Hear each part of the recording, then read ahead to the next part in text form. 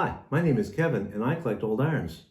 Hi, my name is Herma and I'm collecting old pleating implements or devices.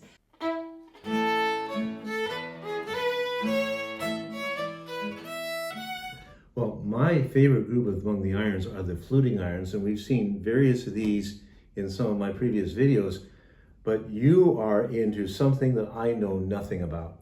Well, I got some fluting and crimpers, as you call them, as well, but also I'm collecting also items before that period, and those are the wooden goffering stacks, as we call them. So let's put this in the context of time. The fluting irons that I've talked about from England and the United States, popularity beginning in the 1850s, more pronounced in the 1860s United States to the end of the century, but we're here talking about something older. We are talking about something older, yeah. It started about 1820, maybe 1800, until 1870, and then the other crimpers and fluters took over, because it was so much faster than using these goffering stacks. So why don't you show me the essence of these, and then we'll start seeing a little bit about how they work. All these goffering stacks are coming from England. These are all English. They're all English, and it is so easy. You take a piece of starch lace, and then you put these stacks, because these stacks has to make to measure. You cut them. You have to cut them here. You put them in the stack, and then you're starting to roll the material. And here we have one of the stacks, right? One of the stacks, ready-made. Is one of the stacks. And these are all stacked, one on top of another. One on top of each other. Yeah. Right? And then later on, we put the starch lace. We put on the stack. Let me bring that to the center here, like so you this can see one. this. Like this one. You see? So this is stage 3. This is stage 1, this is stage 2, and this is stage 3. How long would this take to do this? Oh, it take a while. But the ladies in those days, they were not like nowadays having a full-time job, but were busy at home. So this was doing at home. And this one has 2 stacks, whereas this one is only stacked once, right? So this is a more sophisticated one, and not only that, but you also can use the drawer and put the stacks in the drawer, so you could use everything of it. You see, it's a little bit too big, but anyway. So these are all 4 goffering stacks. And these are all different. I've never, just so you know, I've seen pictures of these, but I've never looked at these close in. And each one of these has a different construction, different shape on the posts, different devices for... Mostly they are handmade by craftsmen, but it's all got the same principle, because you all can lift the top. So, and if you can lift the top, you can put the rods of the stacks, you can put them in them. You see, because these come out. Yeah, these come out, you see? And then you put these lift in, the top, and you put the stocks in, and you sort of interweave the fabric as you're stacking. and you stack. And this is the same, you can lift like this. This is a very simple one. And also this one, you can lift the top and put the stacks in it. And then put the lace in it. And these are all English, and you have some Dutch ones as well. I have some Dutch ones as well. Will I show it to you? Absolutely. Okay. So these are all Dutch, and to my eye, these are very different in the general structure and everything else. Can you tell us what's going on? If you compare these with the goffering stacks, these are also stacks, but you can't. Well, they don't. So they don't stand. You have to work with them on the table. Because there's no way that maybe you can use them. No, you can't. But anyway, the principle is the same. You take, because you can't take the head off, but you can squeeze, and then you take, the stacks. And this one is, for small rollers, for small pleats, and this one is even finer.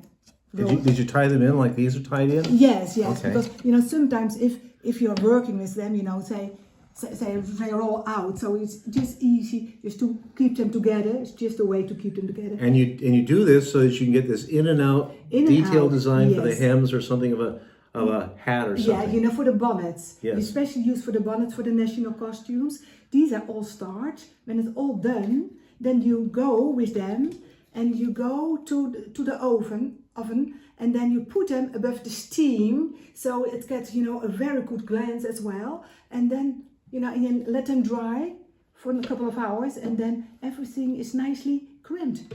And this is another one. But you know, these are much, much wider. Yeah, and not only that, but there are also frames. You can use multiple rollers on it. I will show you. I got a box to that. Because this is the box. And ta-da! There's small ones. Small ones. There's bigger ones. There is the frame. This, so, you know, is the frame too. So this is a box that would have been sold 150 years ago with some assembly required. Yes. But this is all originally together. All originally together. Look at the size of these ones. Look, these. And these are the really, but you know, these are used for the small lace on the side of the bonnet. The big ones, like these ones, were used for the end of the bonnet as well. I will show you the bonnet, okay? Okay, let's see the bonnet. Yeah, I told you I would show you the bonnet. Well, here is the box. And the small ones, the very small ones, I will explain this later. But first of all, we go to this one. These ones. And this is all starch. So it's all starch. Yeah. It's all cotton, all starch. And you see the big ones that we're using for here. Mm-hmm. And also, not we use those. And later on, we also used poking sticks, Dutch poking sticks. And those Dutch poking sticks were not made out of wood, but made out of cast iron. And we're going to have to say that's a subject for another video. But before we finish, let's talk about the intricate work done to do this. Yeah, let's go to the bonnet. Okay, so we've seen a couple of these from my collection. I've never quite adequately known how they're used. Show me. Well, if you got a piece of starch lace, you know, it has to be starch, otherwise you can't do it. You put it on here, and it is really nice if it works really nice if the starch is still a little bit wet. You can see it is really tough to do. Here you go. You see? Yes. So it's finely crimped. I can feel it. It is finely crimped. You see? Here you go. And these are used for bonnets. This is the front of the bonnets, very finely crimped. Yeah. The detail here is, how much time would it take a woman to do this? Hours. Oh yes. You know, and sometimes the lady did it in daytime, sometimes at night, you know, but you know, it has to be really perfect because they were using those sometimes on Sundays to go to church. Of course. And then you spent 6 days getting the church costume ready, I guess. Yes. So let's take a look at this bonnet. This bonnet is coming from the southern part of the Netherlands, of the province of Zeeland. It looks like plastic, but it is starch cotton, really heavily starched. So there's this piece and there's the back piece. Here's the back piece. And the back piece is sewn on this side. Very finely crimped. And then you take a Dutch nape. Dutch nape is made out of brass, but I also got one of copper. You don't often see the copper one. This is a rare one. And these would be from the 1850s, a little earlier than that? Yeah, maybe earlier, okay. You know. It can be from the early 1800s, maybe late 1700s. And just so you know, I've never seen these before. And then, you know, this is all plain. This is the typical board that belongs to it. Because still got some of the starch on it. Yeah, the starch you see. And so then you put this in a bowl of hot water, because if brass is getting warm, you know, then you can use it. So you put it in, and then you're starting like on a piece of paper with your nails. And you control the distance just with your fingers. Exactly, you know. But sometimes you have a piece of paper you can do, you know, with your nails, but this is, you know, to do the same effect. So you pleat this bonnet till it is ready. When it's just like this, and then you put it in it, so you sew it in it. This is magnificent. It's nice, isn't it? Yeah. Yes. You know, it belongs to an old tradition, the old tradition of national costumes of the Netherlands.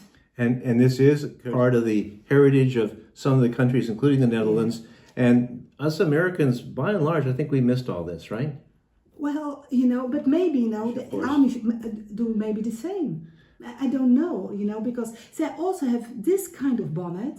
So it would be really interesting to investigate how they do their bonnets. There's so much still learn. I'm learning more about this stuff every time I spend any moment with these things and with people such as you, Irma. Let's do this. We want everybody to subscribe and give a thumbs up. Yeah. Thumbs up. There we Thumbs are. up. Here we are. Thank you very much, and we'll be doing more of these for your edification later.